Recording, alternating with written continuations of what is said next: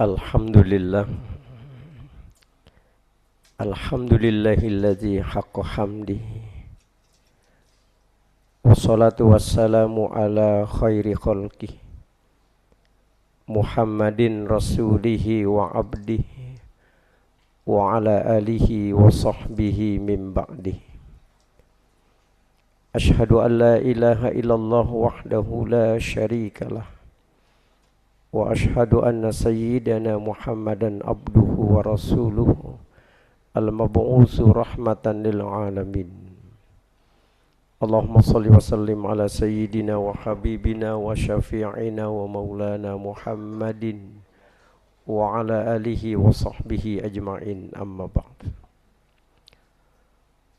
Fa ya ibadallah, usikum wa nafsi bitaqwallah faqad fazal muttaqun. Qala Allah ta'ala fi kitabihil karim wa huwa asdaqul qailin. A'udzu billahi minasy syaithanir rajim. Bismillahirrahmanirrahim. Walladzina idza fa'alu fahishatan aw zalamu anfusahum zakarullaha fastaghfaru lidzunubihim.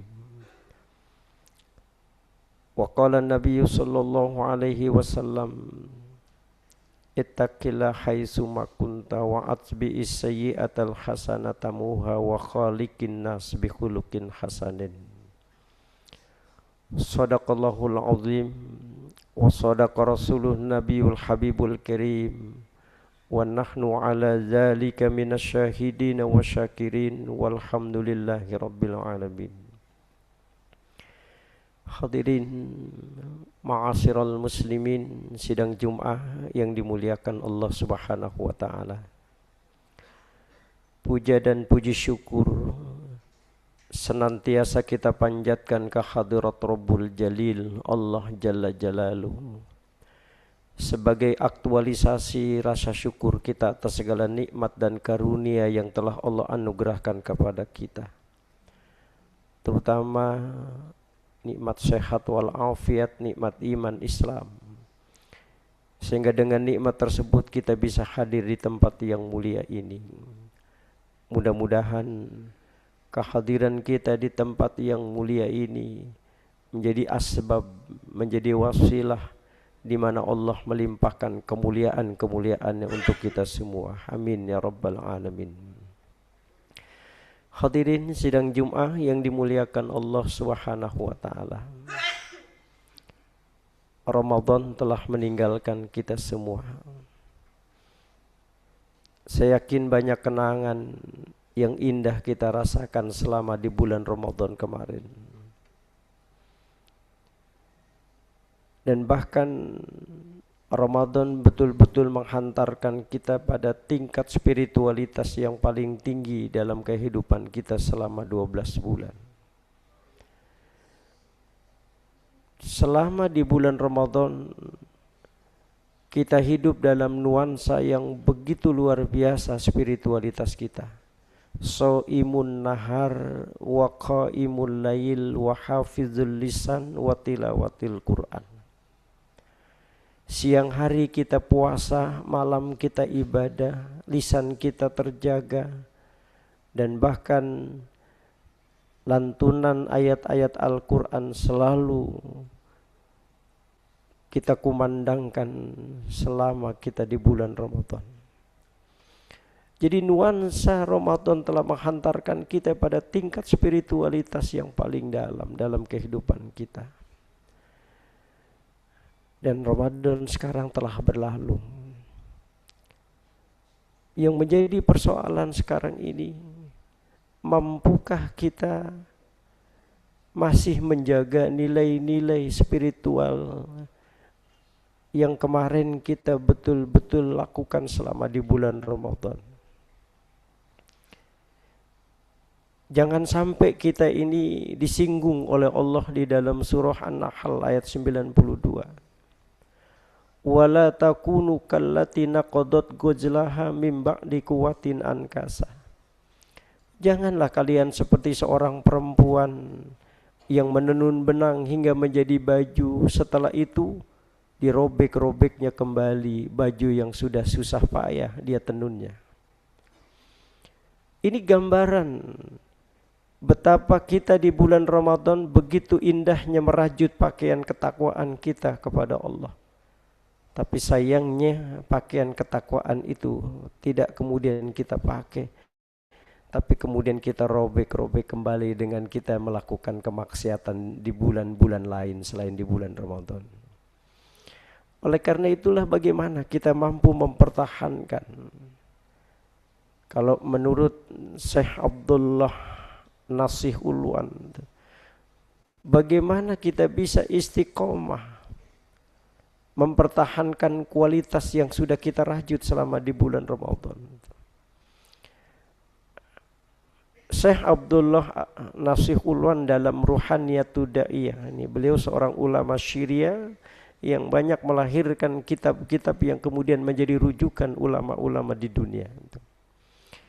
Beliau mengatakan ada 5 tangga yang akan menghasilkan kita menjadi orang-orang yang istiqomah, orang-orang yang mampu mempertahankan kualitas yang sudah kita bangun selama di bulan Ramadan kemarin. Yang pertama kata beliau, untuk mempertahankan kualitas,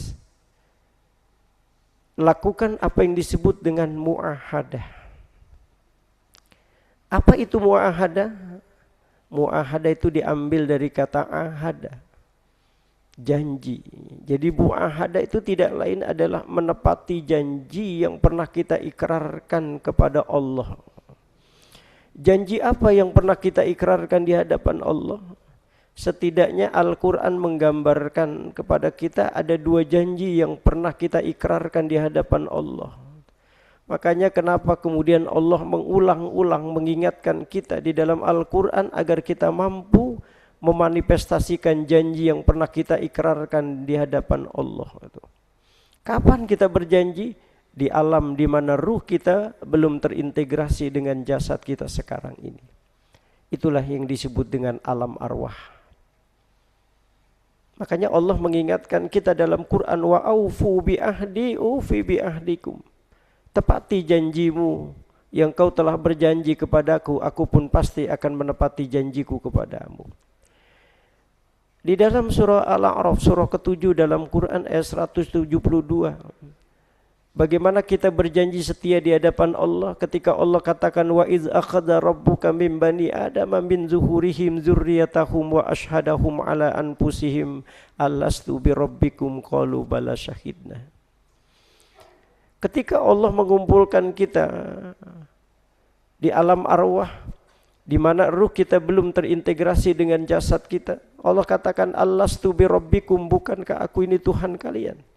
Maka kita serentak menjawab, qalu bala syahidna, benar ya Allah, engkau adalah Tuhan kami. Jadi syahadat itu bukan hanya dalam kehidupan dunia. Jauh sebelum kita diciptakan dalam bentuk jasad, kita sudah bersyahadat di hadapan Allah Subhanahu wa taala. Nah, itulah yang kata Syekh Abdullah Nasih Ulwan, kalau kita betul-betul menjadikan prinsip di dalam hidup adalah prinsip yang berdasarkan ketauhidan sebagaimana janji yang pernah kita ikrarkan di hadapan Allah dulu. Yang kalau kata Syekh Fairuz Zabadi di dalam kitab Tanwirul Mikbas ala tafsir Ibnu Abbas, beliau menyebutnya dengan as-shadiqatu bitauhidillah. Menjadikan prinsip berdasarkan ketauhidan, maka insya Allah hidup kita aman. Inilah langkah awal kita dalam istiqomah dalam kehidupan. Maka Syekh Abdullah Alwi Al-Haddad dalam kitab Nasaihud Diniyah wal Wasayal Imaniyah, beliau mengatakan kalau orang sudah menjadikan prinsip berdasarkan ketauhidan, maka yang terjadi adalah ayyardo bitadbirihi wa bi ikhtiyarihi lahu wa bi murri qadaihi.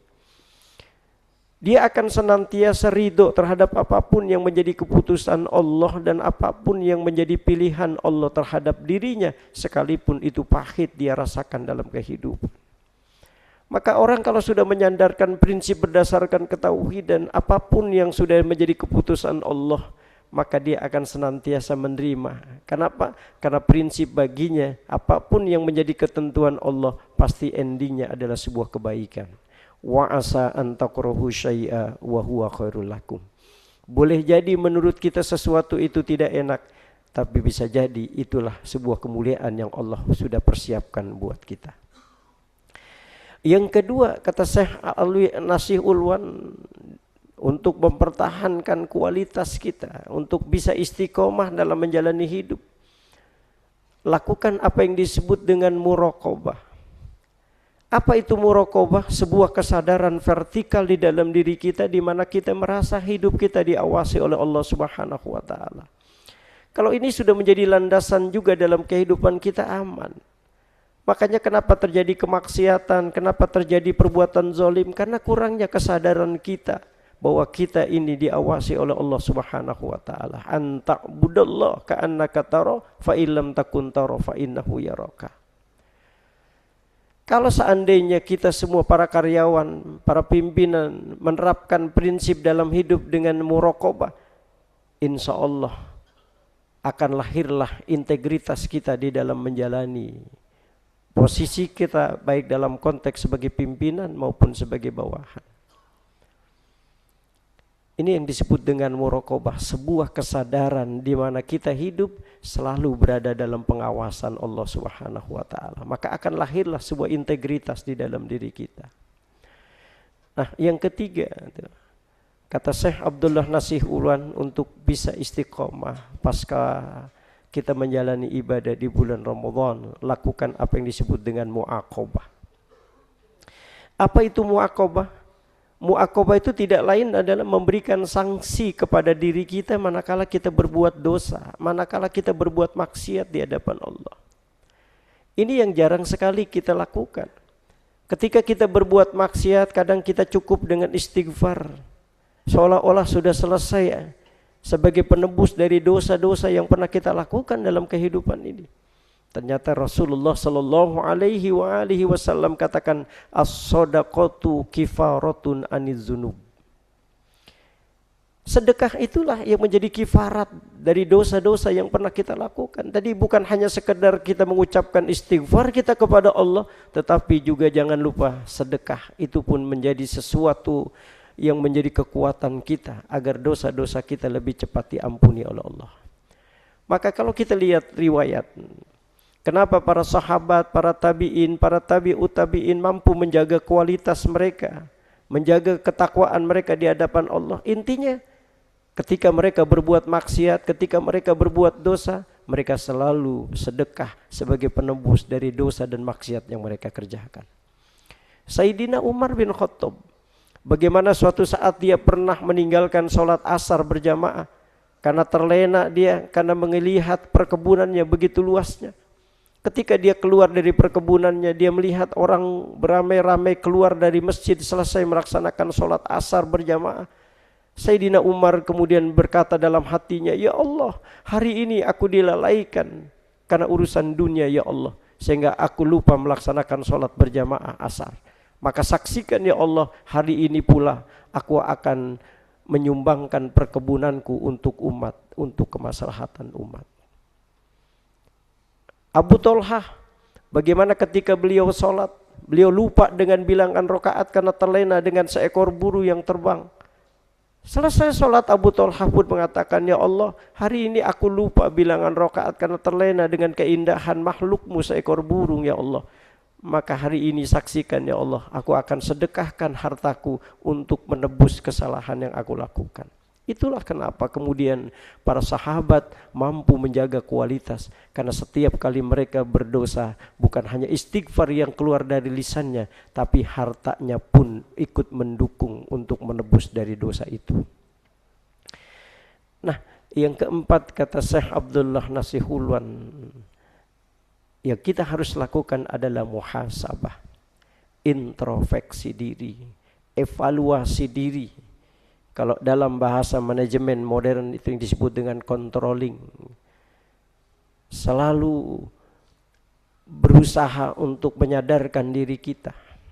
Makanya Sayyidina Umar bin Khattab mengingatkan, hasibu anfusakum qabla an tuhasabu. Hisablah dirimu, hitunglah dirimu sebelum suatu saat dirimu akan dihitung langsung oleh Allah Subhanahu wa taala. Maka dalam perspektif tasawuf, Ketika kita diberikan umur panjang oleh Allah, itu sesungguhnya Allah memberikan kesempatan kita untuk bertobat. Ketika kita diberikan umur panjang oleh Allah, sesungguhnya Allah sedang memberikan kebaikan kepada kita, di mana Allah memberikan kesempatan kita untuk berbuat baik. Yang Allah menghendaki suatu saat ketika kita kembali kepada Allah, hanya kebaikan-kebaikan yang menyertai hidup kita. Jadi jangan sampai kita dikritik oleh Allah dalam surah Al-Mu'minun, surah ke-23 dalam Quran ayat 99 dan ayat 100. Hatta ija ahadahumul mautu qala rabbirji'un la'alli a'malu shalihan bima taraktu. Jadi tatkala mereka menghadapi kematian, mereka masuk ke dalam kubur, mereka kemudian disadarkan oleh Allah betapa di dunia mereka banyak berleha-leha, tidak pernah memanfaatkan potensi umur yang diberikan oleh Allah untuk kebaikan. Di situ diperlihatkan oleh Allah betapa buruknya amalan yang dikerjakan di dunia, sampai kemudian dia mengatakan qala rabbirji'un, Tuhan kembaliin lagi saya ke alam dunia. Untuk apa? La'alli a'malu sholihan bima taraktu, agar aku bisa beribadah yang dulu aku pernah tinggalkan ya Allah. Gak mungkin Allah akan mengembalikan kita dalam kehidupan dunia. Makanya di dalam kitab Tanbihul Ghafilin, Syekh Abu Lais As-Samarkandi, bagaimana Rasulullah sallallahu alaihi wasallam mengatakan, teriakan-teriakan orang-orang yang ada di alam kubur, mereka minta dikembalikan oleh Allah ke alam dunia hanya sekedar ingin mengucapkan kalimat subhanallah, hanya ingin mengucapkan kalimat la ilaha illallah, karena di dunia mereka banyak meninggalkan kalimat-kalimat itu. Maka itulah jalan kita untuk istiqomah dengan sikap muhasabah, introspeksi diri dan mengevaluasi diri kita. Rasulullah sallallahu alaihi wasallam manusia yang paling mulia, manusia yang paling agung, manusia yang sudah dijamin oleh Allah masuk surga. Tapi Rasulullah mengajarkan kita apa? Wallahi inni la astaghfirullah wa atubu ilaihi fil yaum aksar min 70 marrah atau kama qala 100 marrah. Demi Allah, kata Rasulullah, aku itu mengistighfarkan diriku di hadapan Allah setiap hari 70 kali. Au kama qala, atau dalam hadis yang lain 100 marrah, 100 kali Rasulullah mengistighfarkan dirinya di hadapan Allah. Nah, inilah langkah untuk kita bisa istiqomah menjalani hidup. Yang terakhir kata Syekh Abdullah Nasih Ulwan adalah lakukan apa yang disebut dengan mujahadah. Bersungguh-sungguh kita dalam menghambakan diri kita kepada Allah, baik dalam konteks ibadah mahdoh maupun ibadah ghairah mahdoh, semata-mata orientasinya karena Allah Subhanahu wa taala. Syekh pengarang kitab Al-Hikam Ibnu Athaillah As-Sakandari, beliau mengatakan wa min alamatil i'timadi 'alal amal nuqsanur raja 'inda wujudi jalal. Betapa amal ibadah itu sesungguhnya bukan yang menentukan kita masuk ke dalam surga, tetapi keikhlasan kita dalam menghambakan dirilah yang kemudian melahirkan sebuah rahmat, yang itulah kemudian menghantarkan kita ke dalam surga. Makanya Rasulullah mengatakan, kalian itu masuk surga bukan karena ibadah kalian, bukan karena sholat kalian, bukan karena puasa kalian. Wala anta ya Rasulullah, termasuk engkau ya Rasulullah. Iya, wala ana, termasuk aku, kata Rasulullah. Jadi apa yang menyebabkan kita masuk surga? Illa ayataghammadaniyallahu birahmati minhu wa fadl. Yang akan menghantarkan kita dalam surganya Allah tidak lain karena rahmat dan kasih sayang Allah. Maka mujahadah adalah sebuah proses penghambaan diri kita di hadapan Allah yang disertai karena keikhlasan kita karena Allah. Orang lihat atau tidak, nggak ada masalah. Orang muji atau tidak ada masalah. Karena orientasi kita dalam menghambakan diri kita kepada Allah bukan manusia, tapi Allah Subhanahu wa ta'ala. Itulah yang disebut dengan mujahadah. Insya Allah ketika ini kita terapkan dalam kehidupan kita, insya Allah aman. Dan mudah-mudahan kalau 5 tangga ini dapat kita aktualisasikan dalam kehidupan kita, Pertama, jadikan prinsip di dalam hidup adalah as-sadiqatu bitauhidillah. Jadikan prinsip di dalam hidup ini berdasarkan ketauhidan. Segalanya pun kita serahkan kepada Allah. Yang kedua, bagaimana menyadarkan diri kita bahwa kita hidup selalu berada dalam pengawasan Allah Subhanahu wa taala. Insyaallah segala macam bentuk kemaksiatan akan terhindar dalam kehidupan kita. Yang ketiga, muaqabah. Setiap kali kita berdosa sebagai manusia biasa, maka jadikan sedekah sebagai kifarat dari dosa-dosa itu. Mudah-mudahan kita akan terjaga dalam menjalani hidup. Yang keempat, selalu introspeksi diri, selalu evaluasi diri kita. Karena dengan cara begitulah kita akan selalu diingatkan oleh Allah Subhanahu wa taala. Terakhir, jadikan seluruh aktivitas kita, baik dalam konteks kita ini ibadah mahdhah, kita yang langsung dengan Allah, maupun dalam konteks ibadah ghairu mahdhah, kita bekerja, kita menylayani umat, jadikan itu semata-mata karena Allah Subhanahu wa taala. Mudah-mudahan kita bisa menjadi hamba-hamba Allah yang istiqomah, yang tetap menjaga kualitas nilai-nilai ibadah yang kita sudah rajut kemarin selama di bulan Ramadan.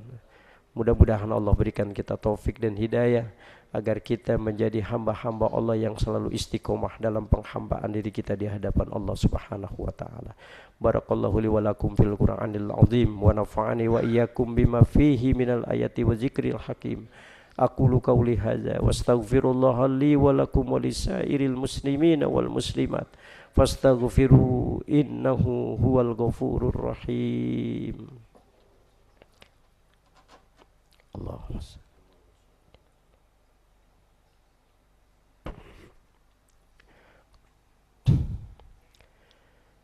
Alhamdulillah. Alhamdulillahilladzi nahmaduhu wa nasta'inuhu wa nastaghfiruh wa na'udzu billahi min sururi anfusina wa min sayyiati a'malina. May yahdihillahu fala mudilla lahu wa may yudlilhu fala hadiyalah. Asyhadu an la ilaha illallah wahdahu la syarikalah wa asyhadu anna sayyidana Muhammadan abduhu wa rasuluhu la nabiyya ba'dah. Allahumma salli wa sallim ala sayyidina Muhammad wa ala ali sayyidina Muhammad. Qala Allah ta'ala fi kitabihil karim wa huwa asdaqul qailin. A'udzu billahi minasy syaithanir rajim. Bismillahirrahmanirrahim. Ya ayyuhalladzina amanu taqullaha haqqa tuqatih wa la tamutunna illa wa antum muslimun. Wa qala aidan innallaha wa malaikatahu yusholluna 'alan nabi. Ya ayyuhalladzina amanu sallu alaihi wa sallimu taslima. Allahumma salli wa sallim ala sayyidina Muhammadin wa ala ali sayyidina Muhammad kama sallaita ala Ibrahim wa ala ali Ibrahim wa barik ala sayyidina Muhammad wa ala ali sayyidina Muhammad kama barakta ala Ibrahim wa ala ali Ibrahim fil alamin innaka Hamidum Majid. Allahumma ighfir lil mu'minina wal mu'minat wal muslimina wal muslimat al ahya'i minhum wal amwat. Allahumma aslih lana dinana alladhi huwa ismatu amrina wa aslih lana dunyana allati fiha ma'asuna wa aslih lana akhiratana allati ilaiha ma'aduna waj'alil hayata ziyadatan lana fi kulli khair waj'alil mauta rahatan lana min kulli syarr. Allahumma ahyina bil iman wa amitna bil iman wa hsyurna bil iman wa adkhilnal jannata ma'al iman. Rabbana atina fid dunya hasanah wa fil akhirati hasanah wa qina adzabannar. Ibadallah, innallaha ya'muru bil 'adli wal ihsan wa ita'i dzil qurba wa yanha 'anil fahsya'i wal munkar wal baghi ya'izukum la'allakum tadhakkarun fastaghfiru innahu huwal ghafurur rahim wa la dzikrullahi akbar.